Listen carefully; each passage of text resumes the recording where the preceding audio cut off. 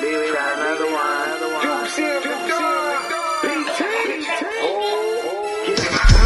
Jump on it,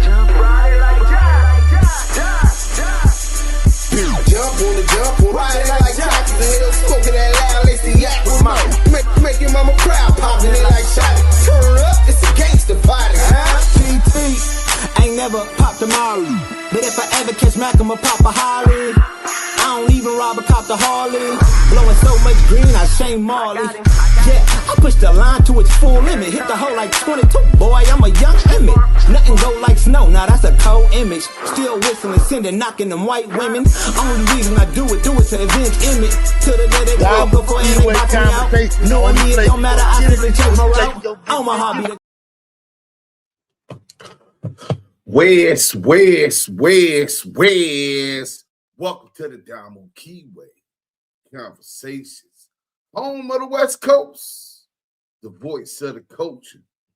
It's Duse M's the Don, and I'm right back at it just like a crack addict.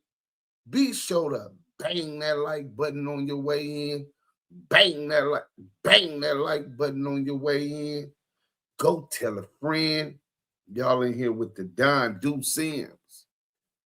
Triple OG, Krazy D, Hoover Park Family, one of the G homies. I'm glad to see this interview. He was dealing with some health issues. Now, he looks to be a lot better. I ain't going to keep y'all waiting. I'm going to give y'all what y'all came for.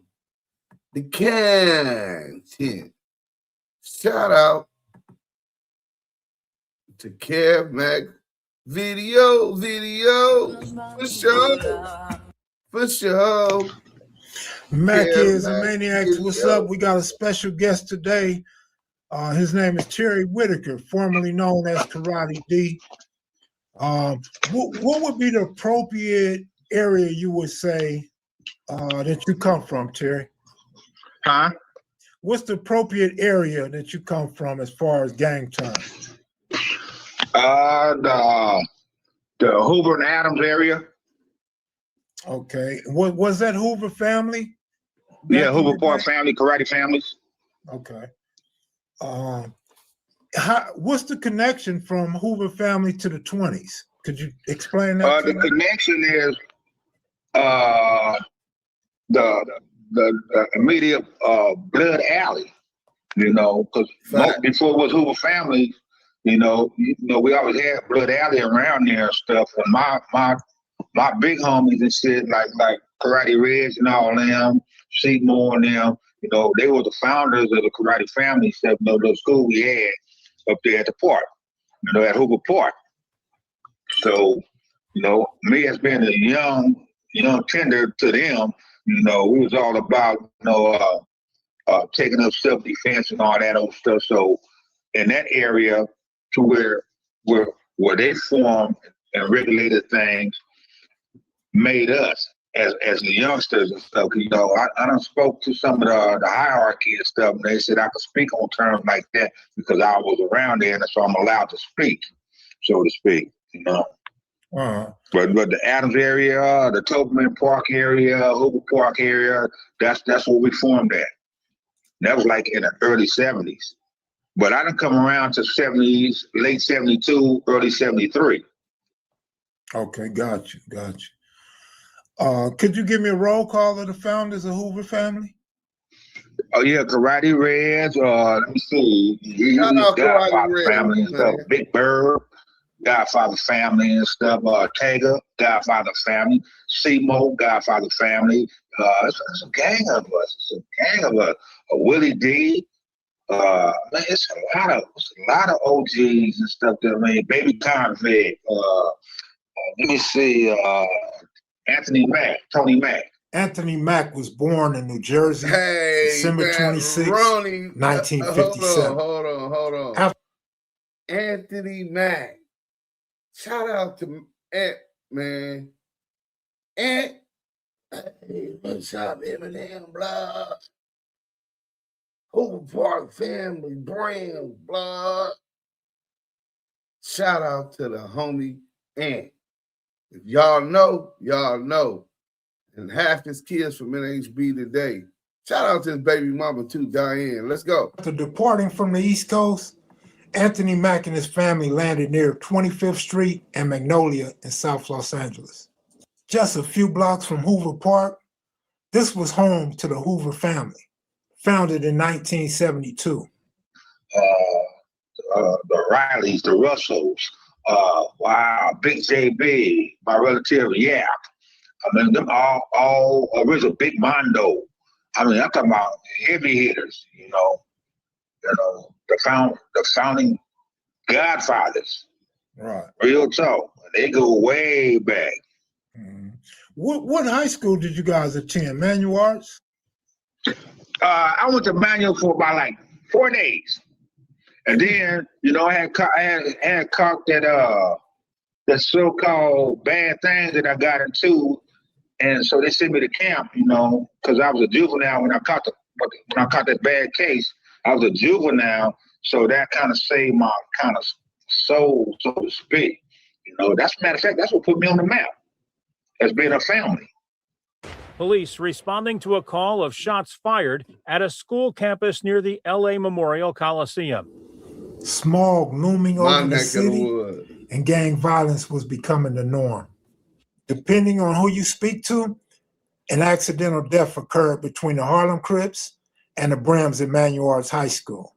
The original family, or Hoover family, was clicked up with the Brims.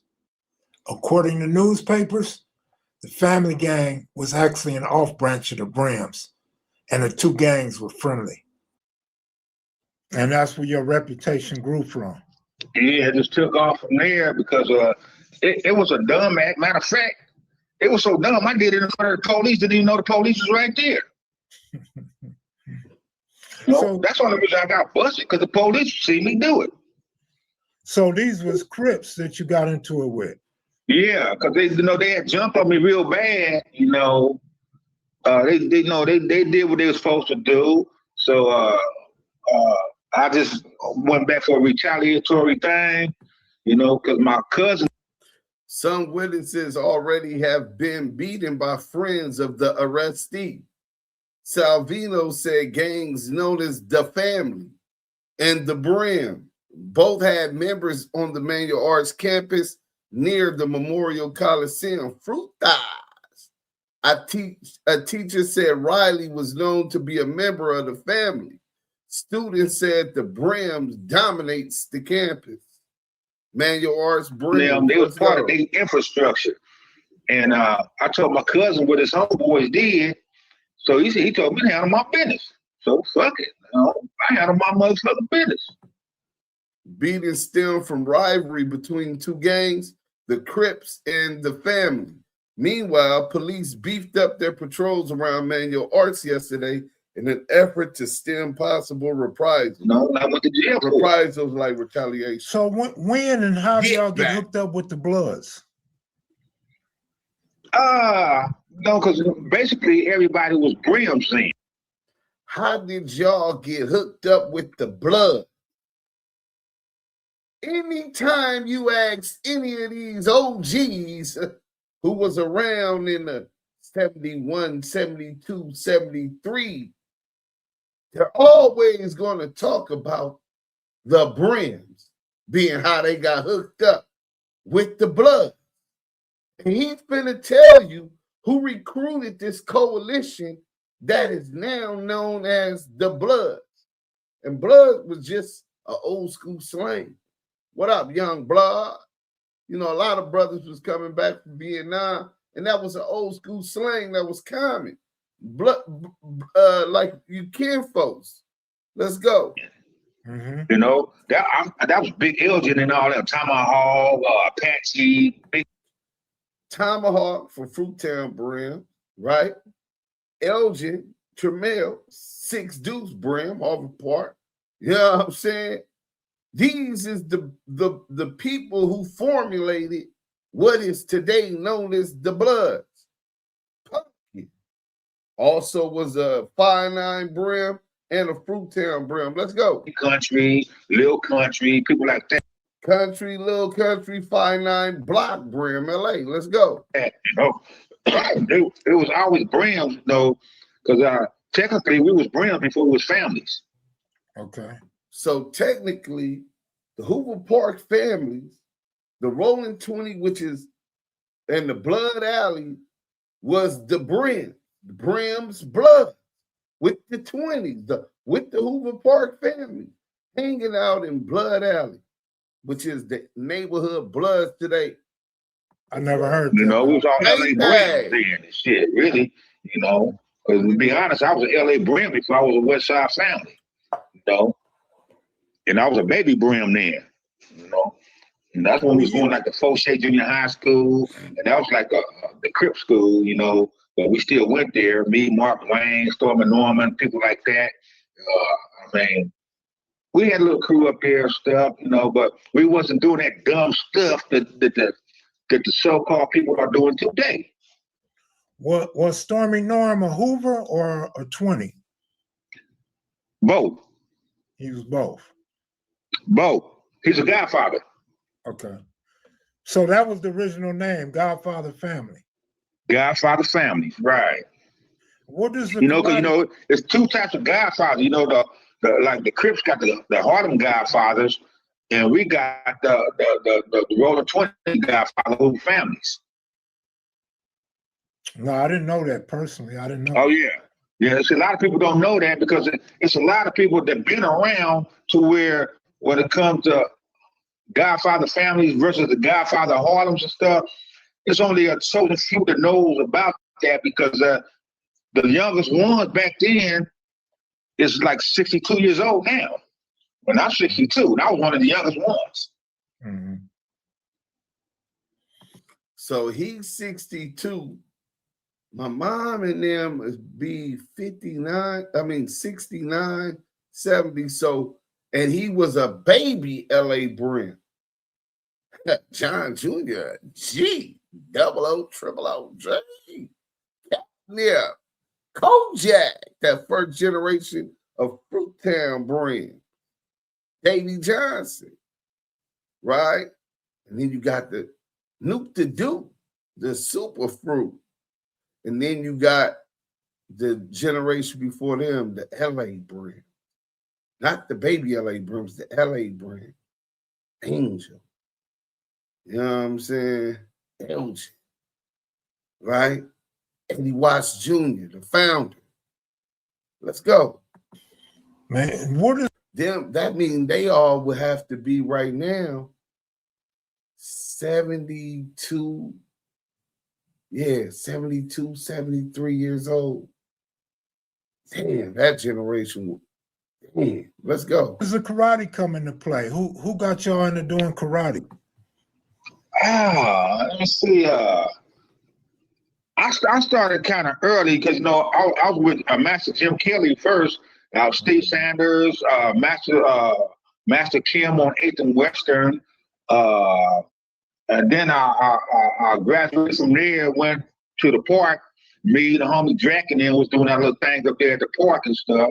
OG Drac, you know, whole family. We started doing our little thing up there. Then it just exploded from there. So you know, we had a big ass school up there. Jim Kelly trained you? Yeah, Jim Kelly, Master Jim Kelly. That's my sensei. Right. Wow. Yeah, Black Karate Federation. Black Karate Federation, the BKF. The same BKF that trained Big U. Big U is certified in the BKF. I wonder who that was what's the dude name that trained him? Hold on. I want to make sure that, because if it was the same dude, that's crazy. I'm going to tell him to call back.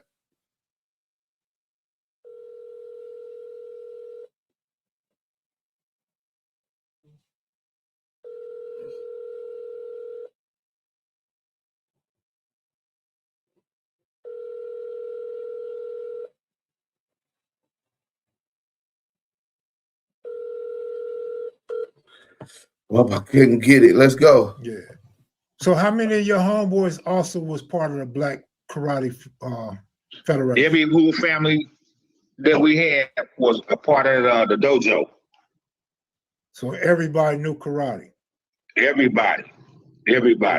But they didn't. Some of them didn't take it far as like we took it. You know, a lot of them stopped, and they like purple belts and all that kind of stuff. A lot of us went all surpassed our black belts and stuff like that. Mm-hmm. Somebody quoted you from 10 years with Slipping with the Bloods.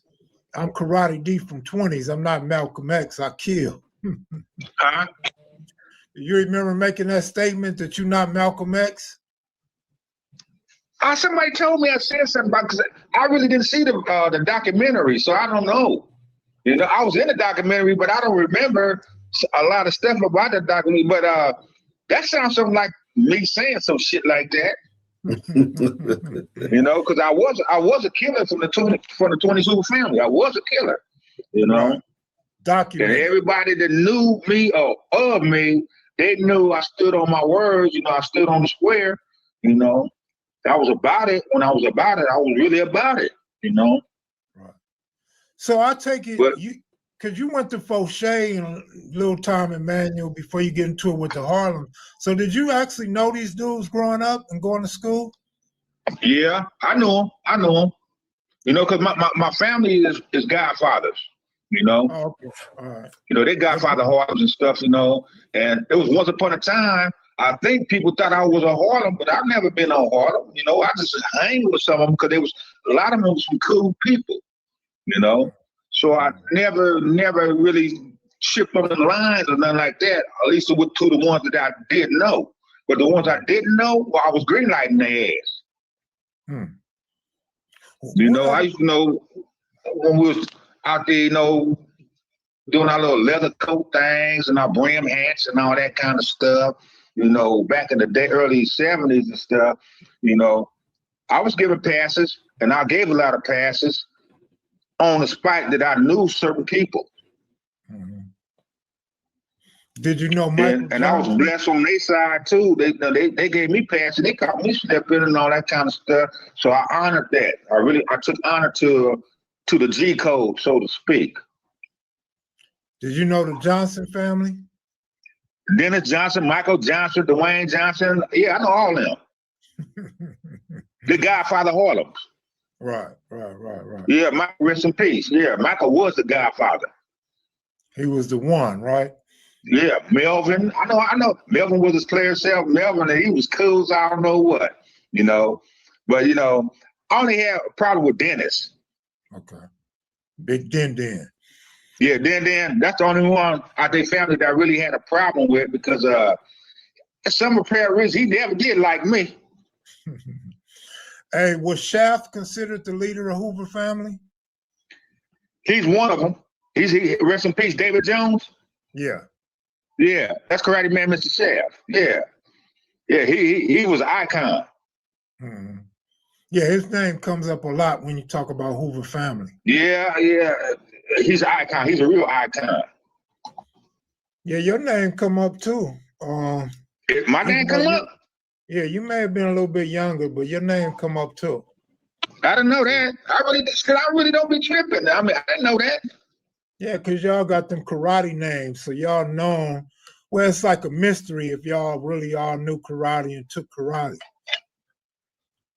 Oh, yeah, you got to be about your business to have a term on your name like that. You had to be about your business because, you know, people try you. Right. So you know, they tried me a lot of times and got their bubble busted, you know. And I don't know, that guy was on my side because I came on top plenty of times. You know, I done took losses, don't get me wrong. You know, I done took a lot of losses. He said a lot of losses. How much time have you done in prison? I did, I'm in my 60s now. And I did more than half of my whole life on earth in jail. That's a lot of time. That's why I'm so adamant to stop people from going to them jailhouses because they think it's like a resort and all that stuff. People in there dying. They got their little what you call it? The little click shit jumping off and said that the infrastructure clicks and it's bad. There's no racial shit. That shit ain't cool. Right. You know, blind leading the blind. That's how my prison is. Blind leading the blind. Yeah. Yeah, pretty much. You know, you got people older than me calling shots on people, bad shots. Not positive shit, negative shit, because they stuck in jail for the rest of their life. So they want everybody else stuck in with them, I guess. I don't know. Yeah, we're gonna get to that. We're gonna get to that in a little bit. I promise we'll get back to that. Yeah. Can you see this picture? Huh? Can you see this picture? Red belt. Yeah. And talk to us about this picture. What's going on right here? That's what you call the side knife edge kick. And who was teaching you how to do that? Huh? Who was teaching you right here? Let me see. Who taught me that one right there? I think Master Troy Kim taught me that kick. Did you guys? Yeah, Master Troy Kim. He taught me that kick. Okay. Did your circle? Did you guys box? I really wasn't a boxer. I was a martial artist. Okay. Gotcha. You know why everybody was doing their boxing, like Willie D and all them, the Godfather Willie D? They was into that boxing scene, you know, putting hands on people and stuff. But I was really into the dojo, the martial arts and stuff. That's what I was about, you know. And as far as boxing, I didn't really like boxing. Because I didn't like taking a punch. You know, I mean, I put a kick in there, I'll do something. I really wasn't a boxer. I was just like a karate man. Here go a picture of you from that documentary. Oh yeah, I think I was in my 30s then. I probably like 31, 32 years old. He looked crazy. Yeah, man. 30 years old, he was still active. By that time, remember, he already had a body that we know about. You know what I'm saying? We can't talk about what we don't know about, but he already had a body that we know about. You know what I'm saying? So that was part one. Let's get to part two, man. KevMac be bringing the history, man. Salute to him. We're going to get right into it. Part two. Let's go. 25th Street about. That's one of the our main blocks. You know, that's our epicenter, 25th Street. That's where all the big dogs be at, on 25th Street. You know, and I was one of the youngest one out there with the big dogs on 25th Street. And they used to like pop me upside the head, get your little ass away from us and shit. You little kid, get your ass away from us. Now I'm a family. Yeah, I ain't running me out of here. I'm a family, you know. But that was all 25th Street. That's where 25th Street come from. What other Crips did you guys fight with or have confrontations Basically, with? I won't fight with nobody but Harlem Godfathers because I couldn't stand them. Okay. You know, and when I go to Inglewood, you know, it was probably the 60s or the IVCs, you know. You know, the Inglewood Village Crips. Oh, yeah. All right. They're the only ones I can actually say that I had problems with. I'm talking about like, whoa. Because I got jumped on. When I first got jumped on, it was like 1970. I remember the big Godfather, Robert Fletcher, they stumped me out, you know. And that's what made me turn into a monster when they stumped me out. I was like about 10 years old, they stumped me out, you know. So I didn't turn into a monster from the other side then. I said, okay, I never did like them boys because they See, that's how it usually starts. You know what I'm saying? Dudes get gang thick and then they jump on you. You might not even want it to gang bang at the time. But if you ain't no punk, you ready to fight them back. You ain't finna go up against, let's say, the 60s, who got 5,000 members and get no fair fade. You need an army of niggas that don't like them as much as you don't, who feel and prepared to stand on what you prepared to stand on. that got nothing to do with red and blue, even though those separations is how people identify themselves. That has to do with just being a warrior. Let's go. Beat me up, you know, and they didn't want no car for them to beat me up because my mother had moved over there in Godfather neighborhood on 37th Drive in Western. That's where they jumped me at. And that's usually how it happened, man. When you get into it with somebody as a kid, you end up not liking that side for the rest of your life. Yeah, so my mom and them, they put me in karate, and I think I got to my purple belt. They backed off of me because I started using that stuff on they big old grown up asses and stuff, you know. I'm talking about I'm fighting grown ass mans, and I'm 12, 13 years old and shit, you know. And at least I backed them up off of me a little bit, you know. Right. Who were some of the toughest karate experts from your hood? Wow. Let me see. The homies Vale, Charles Moore, we call him Simo. Let me see, Big JB, Big Mondo, Karate Man Shaft. Shaft, he was the one really lacing me on my kicks and all that stuff, making sure I had my kicks right and all that kind of stuff. He was like a teacher to me too. You know, Karate Man Shaft, he was like a teacher to me too. So he made sure I had my kicks and my hits and stuff like that. You know, but then the ones I can say. Then you had dude, let me see, out of West Boulevard, it was pretty bad. Capone, he was pretty bad at it. No, they showed the cons though. Tell me more about going to Inglewood and IVC. What was you doing in Inglewood to get into it with the IVC? The homie, Big EJ got me out there. You know, he was staying on 2nd Avenue, 80th and 2nd Avenue. And so I was doing my murder charge then, you know. So it was me, EJ, and Steve Lacey. We were the only family who was on the yard and stuff, you know, because you couldn't be blood back then, and we in camp. So we was the only three in the jailhouses, you know, this was about it, so to speak, because everybody else come in, they were scared to claim. But so EJ, he gets out first, then I'll get out. So he gave me the address. I go out there, I go over to his house and stuff. And then that's when I started really kicking it in Inglewood, you know. So, you know, we go, I walk up to Inglewood High and stuff. We get kids then like 16, 15 years old. I walk up to Inglewood High and shit, meet the other homies and stuff. Like big homie Jan Bureau, Godfather Little Caesar, people like that, you know. I'm talking about our icons. Right. You know, because Little Caesar, he's my big homie. Right, so, right.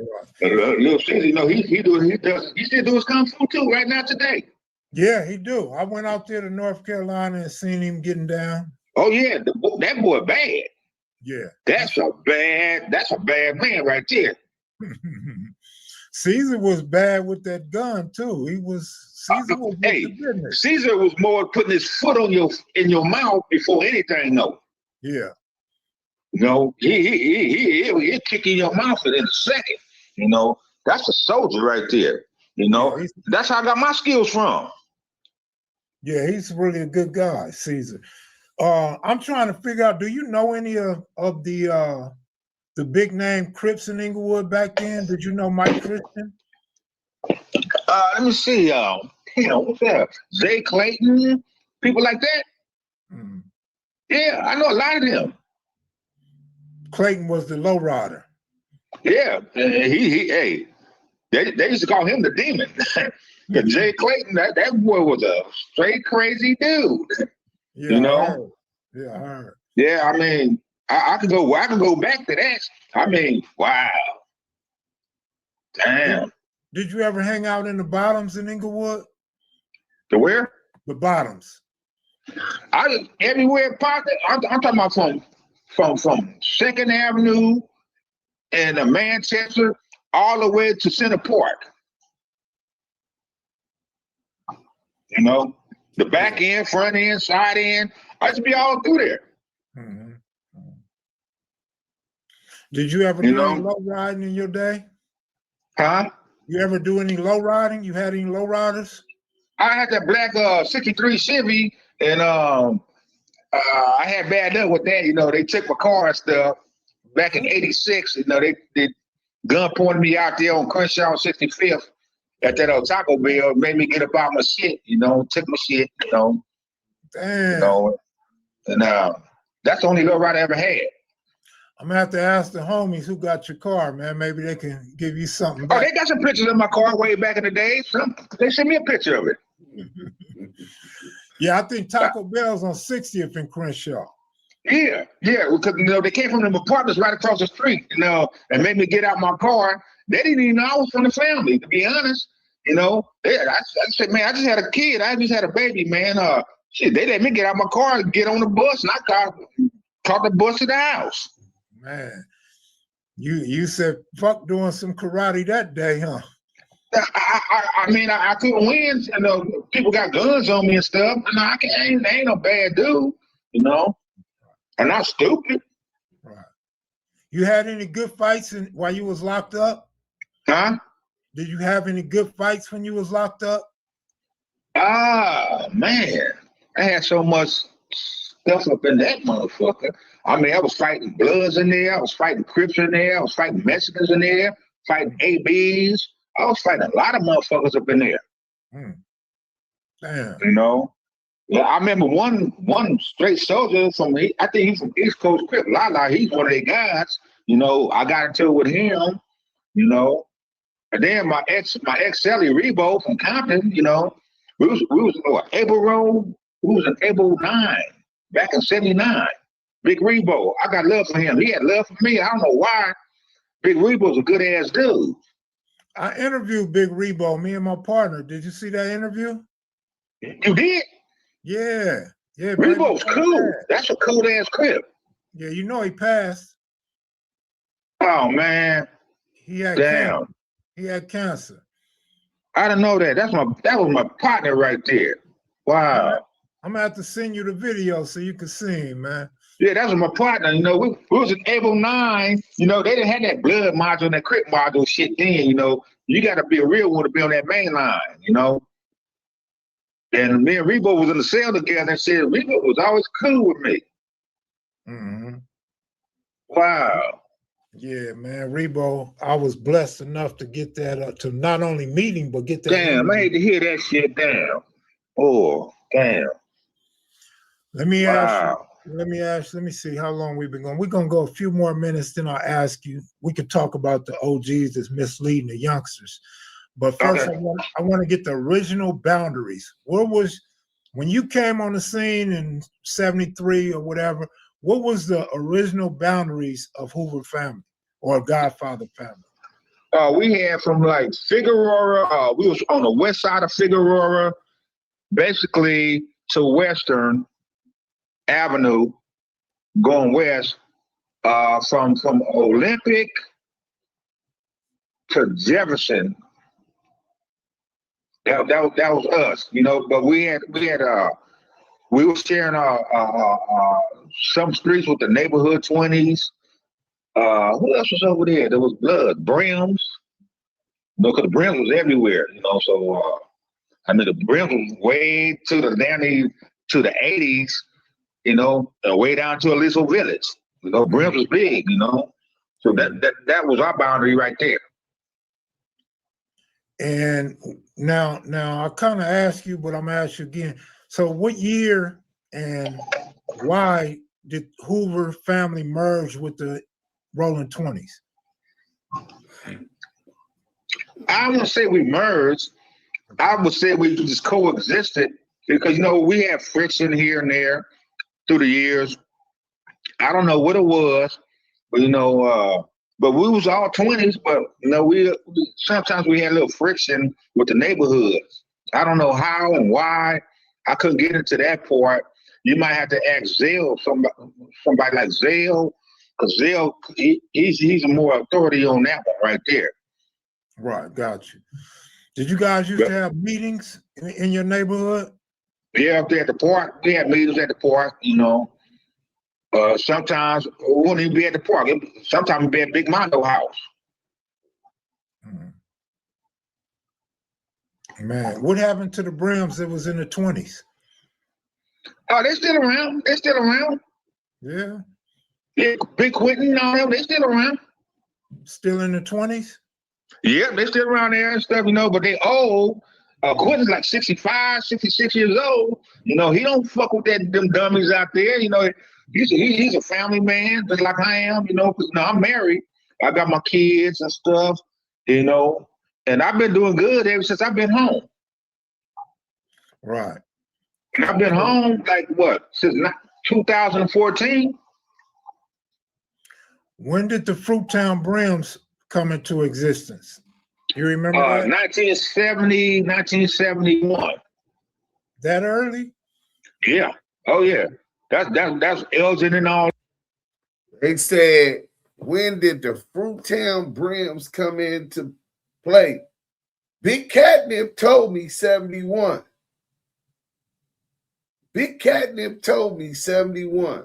And now here come the Hoover Park family, who was out on the streets off the porch back then. He said 71. Now, because Elgin, though, he's the godfather of the Brims. Big Elgin. No, he's the godfather of the Brims. Him, Big Junebug, and all them people like that. Let me see, Apache, Tomahawk. You know, people like that. Country, both the countries. You know, I mean, that's when they was out back. They was out there before I was out there. Yeah, them dudes was all older than you. So them the ones you looked up to, kinda, right? I looked it up to Elgin because Elgin was one of them cold ass boxing motherfuckers. You know how to box real good, you know. And I never knew how to box out, but I knew how to do that karate though. You know. But I used to always try to mimic Elgin and all them big old dudes and shit because they always had the little brim hats on and shit with the leather coats and shit. And they used to go downtown, you know, to the theaters and stuff, do havoc and shit. I remember when we went to the Westside in 72. That's another thing, the way I got my name, at the Westside, where we had to kick our way up out of there. You know, right at the sports arena. So in your opinion, the ongoing debate, who was the first Bloods? Out of Los Angeles, it was the Brims. It was the Brims. The Brims were the first Bloods, Brims. But now when you come talking about Compton, people like that, that was Bartender and Tam and all them, they were the first Bloods in Compton. Who came first, the Brims or the Pyrus? Huh? Who came first, Brim or Pyru? You know, I had to put Ludus Park out there first, Pyru Street. They was the first one, Big Tam and Bartender and them. Them were the first really recognized Bloods then. Was Tam and Bartender, Stanley Pitts, people like that. Yeah, Stanley Pitts. What was his brother name? Randy or something? Yeah. You had Squirrel. Let me see, Squirrel, Stanley. Let me see, who else was? Man, give KevMac his props. He be remembering the history, bro. You know how many times the G homies was drilling this history into me, debating each other on facts and all of this type of stuff from way back then. And I'm off about a half ounce of stress weed, chocolate tie, nigga, falling asleep. And Eminem, what's up? Blood, you hear this nigga? He bullshitting. It wasn't whoopty whoop, it was whoopty whoop. And this happened, and I'm like, all right, I'm falling back asleep. And they used to do it regularly, and I still don't remember all of the names. KevMac, maybe I'm just not good at remembering names, but KevMac is, what was his brother name? Wasn't his brother name Whoopty Whoop? I'm like, okay, KevMac. Oh, shit, Fire. He had a whole bunch of people, Pudding, you know, you had a gang of Marcus, you know, the Nunn family, Cynthia, Sylvia, and all them. Mm-hmm. You know, they were the icons of the park back then, you know. And I'm talking about way back there. That's when they had Ludus Park, then they had West Park Pyru. And people don't even know about West Park Pyru. They Crips today. You know, they track New Park now. Yeah, track news over there, Lantana's over there. Yeah. I tell the truth and shame the devil, because I've been around, so I understand the demographics of the neighborhoods back then. Like the East Coast, it used to be outlaws. You know, they was rolling 60 SWAT outlaws. Yeah, you talking about the 5'9" East Coast. Yep. Yeah, they had the outlaws over there, right?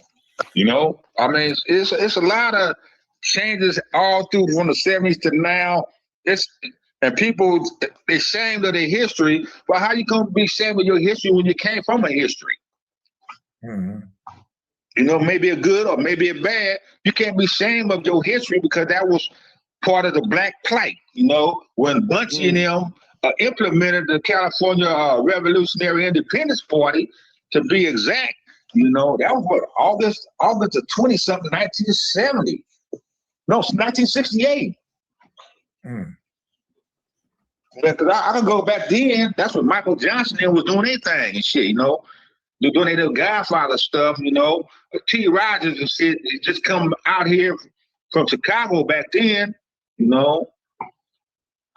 I mean, I could go back. I could go, wow. I could go way back. Yeah, I see. But even your spot of the neighborhood. This brother he's surprised about how long ago these thoughts are coming from. He done forgot more history than I could probably know. And people always commend me like, damn, Dukes, you really know your history and this and this and that. People call me all the time from all across the world to know about the Brim history. And this dude right here probably forgot more history than I know. This is crazy. Hood and stuff, you know, Mumbles and all them. I can go back to Mumbles and all them. What was you locked up with Mumbles? Man, me and Mumbles was in camp together. Me and Mumbles had a fighting camp with a squabbling ass. Did you do the that motherfucker knocked me down like about 4 times. Damn. Mumbles got hands. You know, I ain't ashamed of getting knocked down before. Mumbles, I mean, man, I could go through some stories about that boy, man. Give us one. Give us a good story about Mumbles. Big Mumbles in the lead G. Even enemies don't want to rumble with the man seat. Catch them in the street with Keita Rock and Petey Whack, knowing that they strap on the humble, but they bring heat. OG, 6-star general, hoodster from the hood. Highly respected, he is a legend, it's understood. Rollin 6 is one of the most violent. Oh man, hey, see how KevMac made sure he honed in into his homie Mumbles because that's what they were saying in the song. So they wasn't capping. Mumbles was known by having them hands. He put Karate D on his ass 4 times. He said 4 times. We got one more video, man, with Karate D, man. I just want to really pay commemoration to KevMac for always keeping up with the history and getting different renditions from people at that time and see what they remember, what they could add, what they'd have forgot. You know what I'm saying? And also to the G homie, man. Like I said, he was just dealing with some health issues. To see him, I have to do this content and react to it to see him healthy and telling it like it is. Let's go. Give us one good story about Mumbles. Oh man, I was at a Camp Scudder, and so I just got there. So they ain't knowing about the camp shit, you know, because I wasn't a so-called jailbird or nothing like that. And Mumbles and stuff, he been groomed for that kind of shit, you know. He on swole and shit. So I come in there and shit. So Mumbles asked me, you know, that before the word Cousin Blood came out, you know. He said, hey, where you from? So I tell him, I'm from Westside Family. I'm from the family gang. He fired on me. Straight up. Didn't even say nothing. He fired on me. Knocked me down. I get up, he knocked me down again. I said, oh, what the fuck? You know, and I like, oh man, I gotta take this dude down. So I got to kicking him and shit, and he took me down again. Mama took me down again. I swear to God, Mama put hands on me. Real talk. No, that's the only one I can say on the fair one really put hands on me was Mumbo. Man. No, he really did that, but he gave me my respect though. He said, you know what? For you to be a family and stuff, when you came here claiming and stuff, you all right. So me and Mama, we turned into good friends then. Mm-hmm. Yeah, we turned into real good friends. And then he got out. I heard he was selling Sherman or something and said he went to jail or something. That's the last I heard of him. Yeah, he got killed in 1985. I'm talking about before that happened. I'm talking about before that happened. Yeah, I know what you're saying. You know, because that boy was a soldier, and I got love for him, not just because he put hands on me, kicked my ass and shit like that, but Mumbles was he was straight. He was straight. You know? Yeah, you win some, you lose some. You don't win them all. Exactly. You know, and I ain't saying what I went through. Right. But the fact that but Mumbles was a good ass dude. He was a good dude. Right. What was I gonna ask you? City Stones. Who founded City Stone? That's T and them. T. Rogers. Yeah, T. They used to be up at the Pinks and stuff. That was their headquarters, the Pinks. Mm-hmm. Do you know anything about Midtown Family? Yeah, Midtown Family, they died out like about what, 76, 77? They died out, you know. That's over there by the skating rink, by the wheel, the bowling alley, Midtown Bowling Alley. Right. Yeah, I remember the Midtown Family. You ever went up to Queen Anne Park? No, I never kicked it at Queen Anne Park and stuff, but I know about Queen Anne Park though. So y'all, did you or did you not have an alliance with the Midtown Family? Huh? Did you have an alliance with the Midtown Family or not? Oh, we did. We did. Bitter Child and all them. Yeah, we had, but they turned Midtown Family, then they turned Midtown Pyru. And from Midtown Pyru, they turned to Bible Crips over there, and then the schoolyards. So Bible Crips and schoolyards ended up getting that area. Bible Crips and schoolyard ended up getting that area. Yeah, exactly. Exactly. Because I remember Brass Monkey, Bitter Child, all the old motherfuckers, they like 70 years old right now, probably. Damn. Like Smokey on Friday. Damn. 70 years old. Hey, did you ever run across Bird from Slauson's? Bird from Slauson? No. Bird from Slauson, he's about like 76 years old right now. Yeah, he's about 77, yeah. They're old. They're some old ones. The Slausons, I mean, the Chain Gang, the Slausons, they 70s and shit right now. Yeah, right.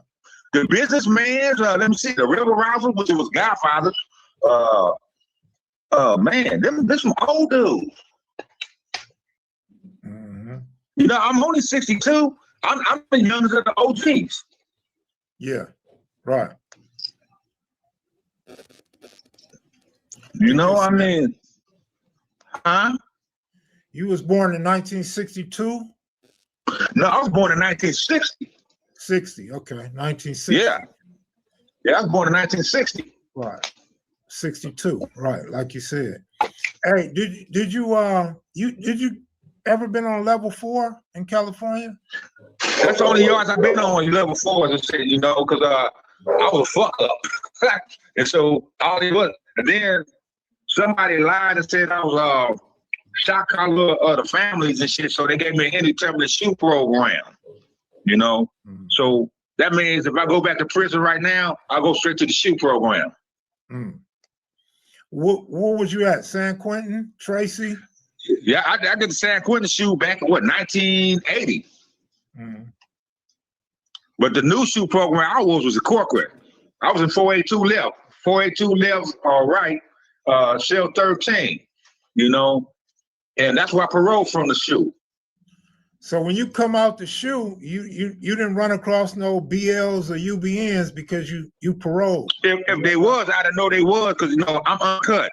I wasn't a part of that United Blood line and all that shit. I wasn't a part of none of that kind of shit. I was just a non-affiliated blood. So I never did that they call it tips. I never did that tip thing and shit like that. That prison organization and shit like that. I never was a part of that shit. I wasn't no Vanguard. I wasn't no BGF. I wasn't no Bloodline. I wasn't no United Blood Nation. I wasn't none of that shit. No BGF. I wasn't none of that shit. So was Vanguards and BGF coming to the shoe when you was in there? Huh? Was the Vanguards and BGF in the shoe when you was in there? It was a couple of them. Let me see. Sugar Bear from Vanguard was there. He's from Hoover gangster. He's a big old motherfucker too. I know he's a Fortray though. He was Vanguard there. Let me see. What's that other motherfucker name? Dirty Red. He was from 9 Deuce Hoover. He was Vanguard. Let me see. Rainbow. He was Fruittown Brim, but he was a Vanguard. Wow.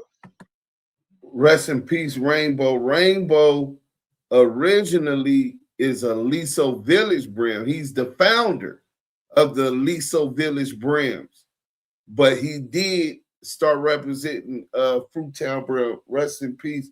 That's the homegirl Tasha dad. You know what I'm saying? That's also the first generation of Fruittown Brims. And not only was Rainbow a Fruittown Brim, his relative was a Vanguard. His relative from the hood, Big Red Cap, is a Vanguard. Let's go. That was like, wow, that's way in the 80s though. Ooh. Do you feel like the Vanguards was necessary to keep the violence down in prison? They was starting shit. I remember when they got ran off the yard by the BGFs. I was right there. BGF ran their mother. We was up by Tracy. Vanguards got into it with everybody, huh? See, this is what it is. The Vanguards had every neighborhood inside the Vanguards. They had the Pacoima people, they had the Crips, they had Bloods, they had motherfuckers that never been in no bullshit, was Vanguards, I mean, they just let anybody be a Vanguard, I guess. I don't know. But see, the Vanguard, they died out like, what, 82? That's about when they went down. Huh? That's about when they went down, because they started doing that's my shirt. Other gangs. Did you know any 11-8 Main Streets back in the 70s? Let me see. I know Den Rock. I don't know if it's 11-8, but I know Den Rock because I got into it with Den Rock in the jailhouse too. Matter of fact, I was in Donovan and got into it with Den Rock. The Den Rock a soldier. What about the Fortray? Was it Fortray Brims? No, it was only Brims. There was no Fortray Brims. They had Brims on 43rd over there by Manual Arts. Right. In the Fortray Hoovers. Yeah, they had the Fortray Hoovers. That one shot me in the head. The Fortray Hoovers. So what happened to the Brims? They got old or they moved out? What happened? No, they got old and they still around. Don't get me wrong, like Winston and them, they still around. Don't get me wrong. Pee Wee and all them, they still around. Only one I know that's not around right now was Peg Leg Swig, and he passed years ago. Yeah, Swig ended up being part of the Van Brims, Van Ness gang. Yeah, VNG. Yeah, right. Him, Donald Ray, and all them. Yeah. Right. Yeah. You Rabbit, that's my crowd right there. Yeah, they names was popping back in the day. They names still pop today. Yeah. Don't get it twisted. They names still pop today. No Terry Godot. I mean, they names, Big Man, Little Man, they names still pop. Green Eyes, Apache, Tomahawk, Penosis. They names still ring bells. Man. All right, so let's get on to the OGs is giving these youngsters bad information and keeping up with the bullshit. What message do you have to them dudes? This is my message. You know, just because a lot of us got to the age that we are today, we knowing what's happening right now. You got people that's moving around there of age, and they think because they got this money in their pockets, or they got this special type of hand skill that they could tell these youngsters what to do, scaring them to death or whatever happened, whatever method they using this shit. Got these cats going out there putting guns on people, robbing their own homeboys, setting their own homeboys up, character assassinating their own homeboys. And the cold thing about it, all that shit, it comes out to light when a motherfucker dies. And we finding out, damn, this good motherfucker got killed for nothing and shit. This motherfucker called a motherfucker move on this motherfucker just because this motherfucker got some money in his pocket and he trying to take his money and shit. That's what they doing today. You know, they putting jackets on people, you know, unfounded jackets. They ain't got no black and white, no none of that shit, you know, no concrete evidence. But they got their little cliques and shit. Or they're like, what's the name of that shit?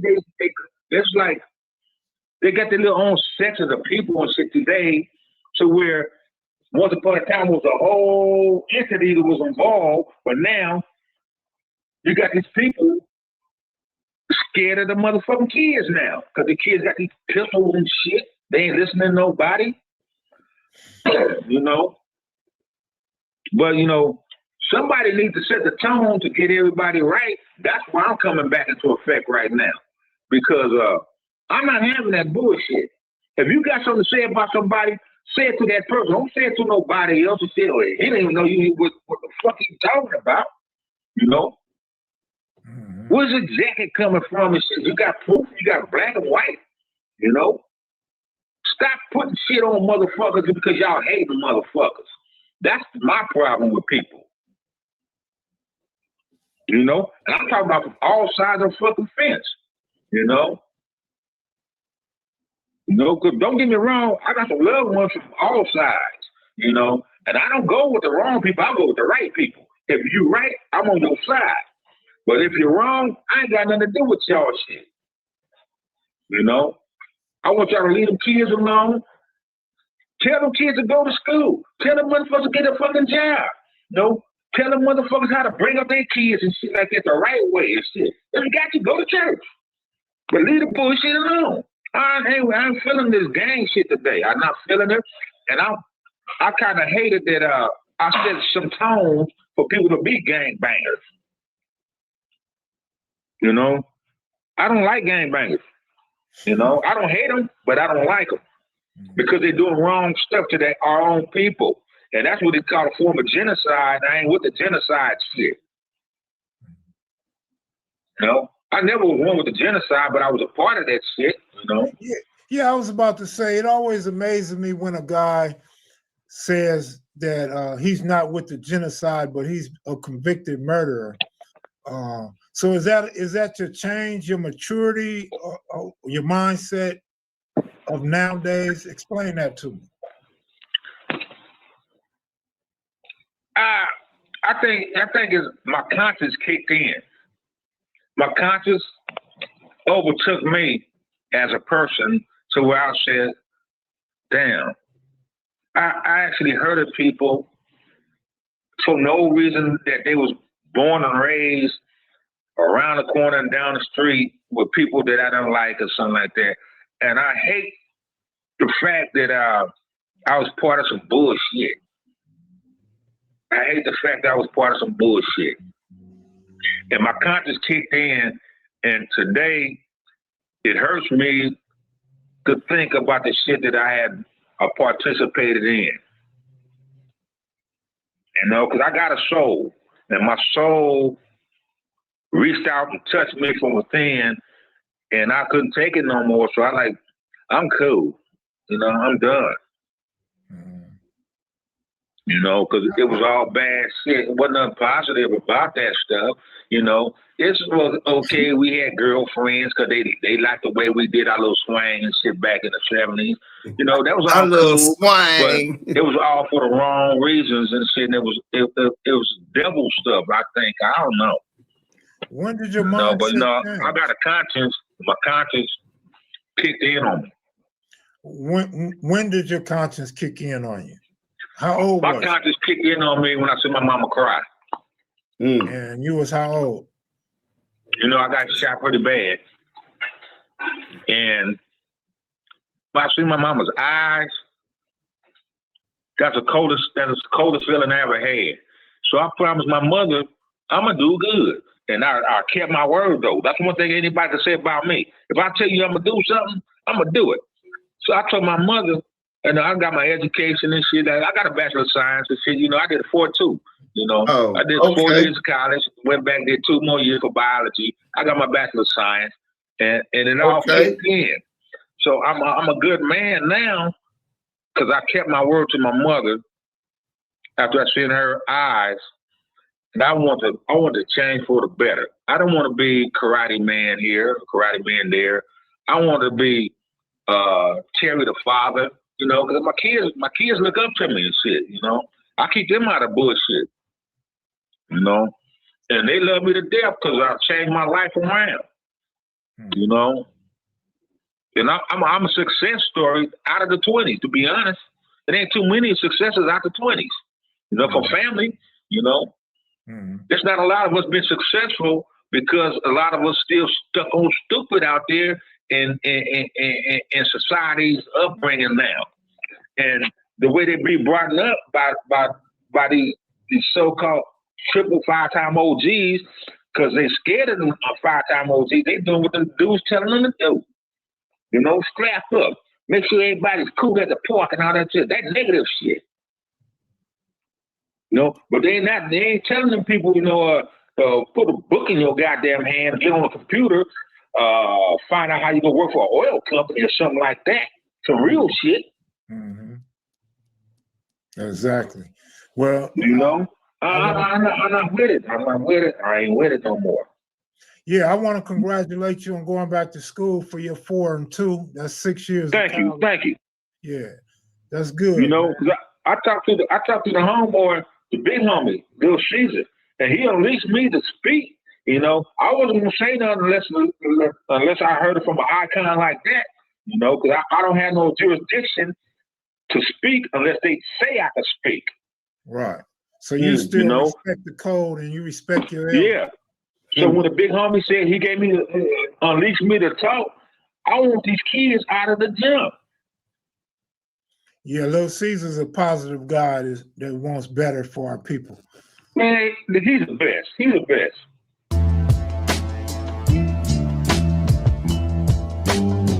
Hey, listen, man. We're going to get this out there, man. Karate D, man, congratulations. I'm glad to have even got to talk to you, learn from you, and the energy that you've exuded. I definitely want to reciprocate that to the next generation. Big homie, salute. Hoover Park Families, LA Brims, you know what it is, man. Damu Kiwe Conversations.